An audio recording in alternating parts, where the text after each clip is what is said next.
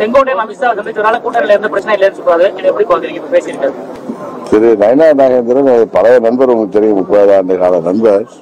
எனக்கு அவருக்கு தனிப்பட்ட முறையில எந்த பிரச்சனையும் இல்லை. நான் பல முறை கருத்து சொல்லிவிட்டேன். திரும்ப திரும்ப அதையே பேசி இல்ல, அவரே அதேதான் நல்ல இடத்துலதான் சொல்றாரு.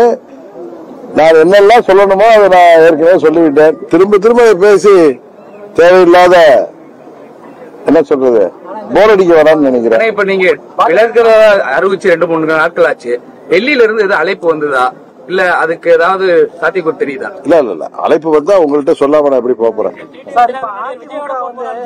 பிஜேபி கட்டுப்பாட்டுல போயிடுச்சு, அவங்க தான் வந்து சேர்க்கிறாங்க அப்படின்ற மாதிரி தலைவர் கூட தொடர்ச்சியா பேசுறாங்க. இல்ல, அந்த திருமாவளவன் அவர்கள் கொள்கை ரீதியான நிலைப்பாட்டில் அவர்கள் நாங்கள் பிஜேபியோட செல்லக்கூடாது என்று எப்பொழுதும் வலியுறுத்தி வருவார். நேற்றைக்கு என்று நினைக்கிற துணை முதல்வர் உதயநிதி ஸ்டாலின் அவர்கள் பழனிசாமி தான் தொடர்ந்து அதிமுகவின் பொதுச் செயலாளராக நீடிக்க வேண்டும், அவர் நீண்ட நாள் நல்ல உடல் நலத்தோடு இருந்து அவர் தான் எதிர்கட்சி தலைவராகவும் நீடிக்க வேண்டும் சொல்றதுல இருந்து என்ன ஒரு உண்மை சொல்றது. அவர் நீங்க எதை பாக்குறப்ப அவரு பஞ்ச புகழ்ச்சியா இல்ல ஸ்லேடையா பழனிசாமியை தாக்கி பேசுவதாக நீங்கள் நினைக்கலாம்.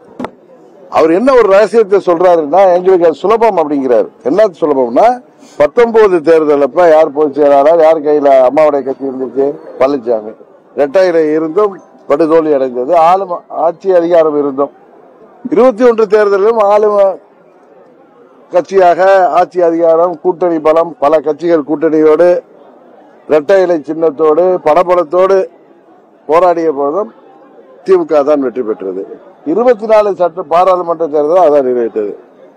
பழனிசாமி கையில 2017 நவம்பர் 23ஆம் தேதி தேர்தல் ஆணையம் இரட்டையை கொடுத்து அதிமுக என்கிற கட்சி பெயரை அவர்தான் பயன்படுத்தலாம் என்று சொன்னதிலிருந்து தொடர்ந்து நடந்த ஆர்கே நகர் தேர்தலில் அம்மாவின் தொகுதியில துரதிருஷ்டவசமாக நான் அம்மாவின் கட்சியை எதிர்த்து போட்டியிட்டு அம்மாவிற்கு அடுத்ததாக அங்கே சட்டமன்ற உறுப்பினராக சுயேட்சையாக என்னை வெற்றி பெற செய்தார்கள். அப்பொழுதும் பழனிசாமி தலைமையிலான அதிமுக கூட்டணிக்கு தோல்வி, அல்ல அந்த கட்சிக்கு தோல்வி. 2019 பாராளுமன்ற தேர்தலிலும் தோல்வி, 21 சட்டமன்ற பொதுத் தேர்தலிலும் தோல்வி, 24 பாராளுமன்ற பொதுத் தேர்தலிலும் தோல்வி. அதனால்தான் திரு உதயநிதி ஸ்டாலின் சொல்றாரு, அவர் தான் இருக்கணும், எங்களுக்கு சுலபங்கிறார். பழனிசாமி இருக்கிற வரை நாங்கள் எளிதாக வென்று விடுவோம் அவரு சூசகமாக சொல்கிறார். அதை புரிந்து கொள்ள வேண்டியவர்கள் அனைவரும் புரிந்து கொள்ள வேண்டும். அது தெரிந்ததால் தான் அம்மா மக்கள் முன்னேற்ற கழகம் இன்றைக்கு வெளியிலே எங்கள் வழியிலே செல்கிறோம்.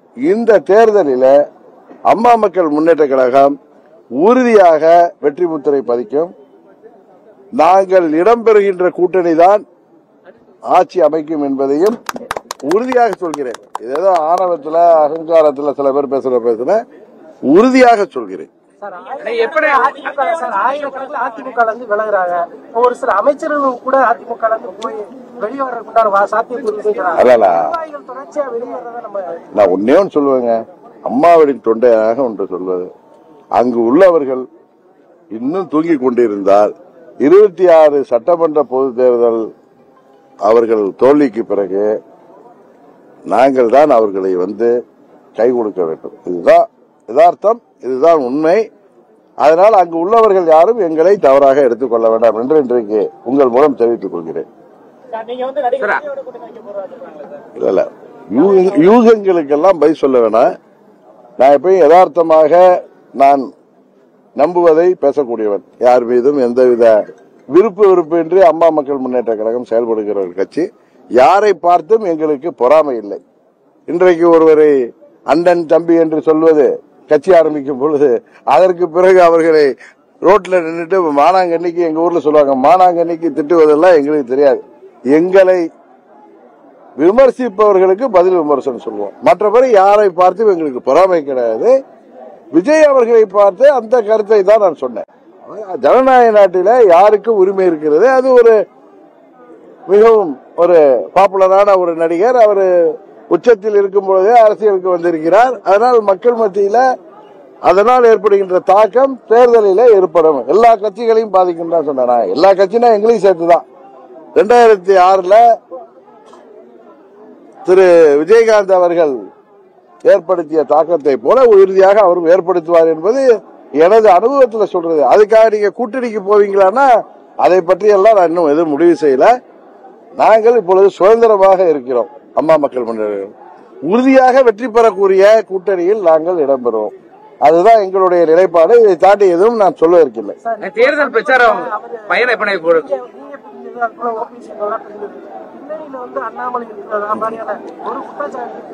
அது சும்மா சில பேரு கிளப்பி ஒரு குற்றச்சாட்டு. நான் சுதந்திரமானவன் உங்களுக்கு தெரியும். நான் சொன்னாலே நான் கேட்க மாட்டேன். எங்க தொண்டர்கள் சொல்லதான் நான் கேட்பேன், எங்க நிர்வாகிகள் சொல்லதான் கேட்பேன்.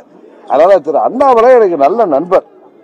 நாங்கள் அரசியல் ரீதியாக அவர் பாரதிய ஜனதா கட்சியின் தலைவராக இருந்த பொழுது நான் தேர்தல் நேரத்தில் பழகி நாங்கள் நண்பர்களானோம். ஆனா இன்றைக்கு அரசியல் எல்லாம் தாண்டி அவர் நல்ல நண்பர். ஏன்னா அவருடைய குணாதிசயம் என்னுடைய குணாதிசயம் ஒத்து போகுது. இதை தாண்டி நீங்கள் யாராவது ஏதாவது நினைச்சீங்கன்னா அது உண்மை இல்லை. அவர் நான் சொல்லியும் கேட்க மாட்டார். அது அவர் கட்சியின் கட்டுப்படுவார். அதுபோல நான் எனது தொண்டர்களுக்கு கட்டுப்படுவார். அவர் சொன்னாலும் எங்கள் நன்மைக்காக தான் நாங்கள் எதையும் செய்வோமே தவிர அவர் பின்புல என்ன யாராவது இன்ஃபுளுன்ஸ் பண்ண முடியுமா? அதே எனக்கு வருத்தம் அளிக்கிறது. என்னை ஒருவர் தூண்டுகிறார் என்று சொல்வதே வருத்தம் அளிக்கிறது. அது நண்பர் அண்ணாமலை அதை போட்டு செய்யவும் மாட்டார். திரும்ப சொல்லிட்டேன்.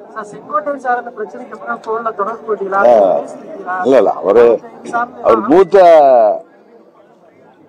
அதிமுக நிர்வாகி. எனக்கு ரொம்ப நான் மிகவும் மதிக்கக்கூடியவர். அவர் நாங்கள் வேற்றடியில இருந்தாலும் அவரும் எங்களுக்கு எந்த பிரச்சனை இல்லை. இன்னும் சொல்ல போனா அங்க ஒரு எடப்பாடியை தவிர எங்களுக்கு யார்கிட்டையும் பிரச்சனை இல்லை. அவருக்கு எங்கள் ஆதரவு உண்டு. இன்றைக்கு கூட எங்கள் கழக துணை பொதுச் செயலாளர் சண்முகவேல் தலைமையில் எங்க நிர்வாகிகள் அவரை போய் சந்திக்கிறாங்க. அவருக்கு ஆதரவு தெரியும். ஏன்னா அவருடைய முயற்சி அவர் ஒன்னும் ரெட்டையில எனக்கு கொடுங்க, நான் பொதுச் செயலாளர் ஆகணும், நான் தான் முதலமைச்சர்லாம் அவர் தெருவுக்கு தெரு போய் கூவல. அவர் அம்மாவின் தொண்டர்கள் எங்க இருந்தாலும் எல்லாம் ஒன்னா இணைன்னு கோரிக்கை. பல முறை சட்டமன்ற உறுப்பினராக பல முறை அமைச்சராக எல்லாம் இருந்தவர். அவர் பதவி வெறியிலேயோ ஆசையில எதுவும் பண்ணல. அம்மாவின் தொண்டர்கள் எல்லாம் ஓர் இணையணும்னு, ஓர் அணியில இணையணும், இல்ல ஒன்று இணையணும்னு அவருடைய எண்ணத்தை வெளிப்படுத்தியிருக்காரு. அதுக்கு எனது ஆதரவு உண்டு. திருப்பி பழனிசாமி தலைமையில ஏத்துக்கணுமான்னா அதுக்கு ஆதரவு இல்லை. புரியுதா? கொஞ்சம் தயவு செய்து புரிஞ்சுங்க. துரோகத்தோட போய் நாங்க எப்படி ஏத்துக்க முடியும்? எங்களை நாங்களே அழித்து கொண்டு இன்னொரு வகையோடு வாழ வைக்க முடியாது. தற்கொலை முயற்சிக்கு நாங்கள் என்றைக்கும் செல்ல முடியாது. அதுதான் முதல்வர் சொல்றாரு சார். அதிமுக தற்போது ஆம்புலன்ஸ்ல செல்லக்கூடிய நிலைமையில இருக்குன்னு. அதுக்கு உங்களோட கருத்து என்ன? உண்மைக்குமே நான் உடனே அவர் உதயநிதி ஸ்டாலின் சப்போர்ட் பண்றேன், உடனே திமுகவுக்கு கூட்டணிக்கு போறல நினைக்காதீங்க. அவர் சொன்ன கருத்து அதிமுக நான் பார்த்தது ஃபுல்லாலாம் பார்க்கல. நான் பார்த்தது ஏதோ ஊடகத்துல வந்தது.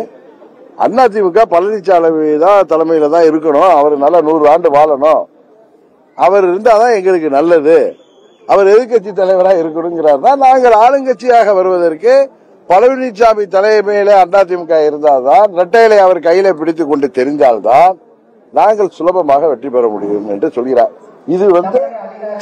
இது உண்மை, இது உண்மை, இது யதார்த்தம். இதை புரிந்து கொள்ள வேண்டியவர்கள் புரிந்து கொள்ள வேண்டும். நீங்க அரசியல் தேர்தல் பிரச்சாரத்துக்காக மேற்கொள்ள போறீங்களா? ஒவ்வொரு தொகுதியாக சென்று கட்சி நிர்வாகி கலந்து வர, அதுக்கப்புறம்